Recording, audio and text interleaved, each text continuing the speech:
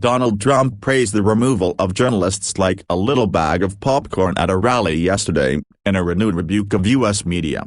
Speaking at a rally in Moon Township, Pennsylvania, Trump also said that journalists being taken away from live broadcasts is a beautiful sight.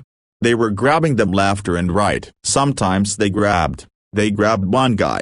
I'm a reporter, apostrophe. Get out of here. They threw him aside like he was a little bag of popcorn, the president said, as attendants to the rally laughed. But honestly, when you watch the crap that we've all had to take so long, when you see that, it's actually, you don't want to do that. But when you see it, it's actually a beautiful sight. It's a beautiful sight. Trump then alluded to an instance where a journalist was removed from a broadcast while covering the protests in Minneapolis. They had the same thing on some other streets, and the whole thing was gone, and I haven't had any real problem in Minneapolis since that happened. I mean, they were just burning down the city and that idiot was standing there, saying, "This is a friendly protest," and behind him was like 10 blocks of fire. Trump.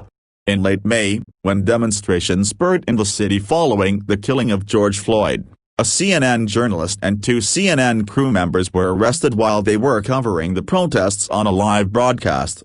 The president has frequently been at odds with some news channels and newspapers, who he brands as fake news. In December of 2018, while a bomb threat was called into the Time Warner Center in New York, where CNN's offices are based, Trump took to Twitter to criticize the media. Fake news, the enemy of the people. Trump tweeted that evening, only minutes after the New York Police Department said that the bomb threat had been made to the building.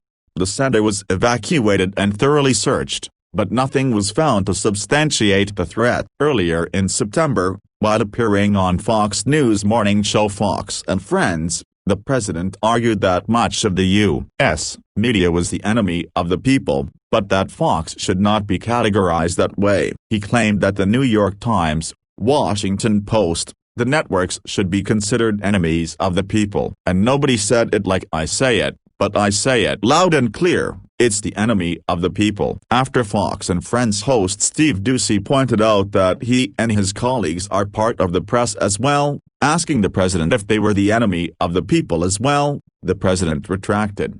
"No, you're not," Trump responded. I would say about 20% isn't. We don't have the enemy of the people all over, fortunately, the president said. But we have tremendous disparity. You have tremendous unfairness in the press.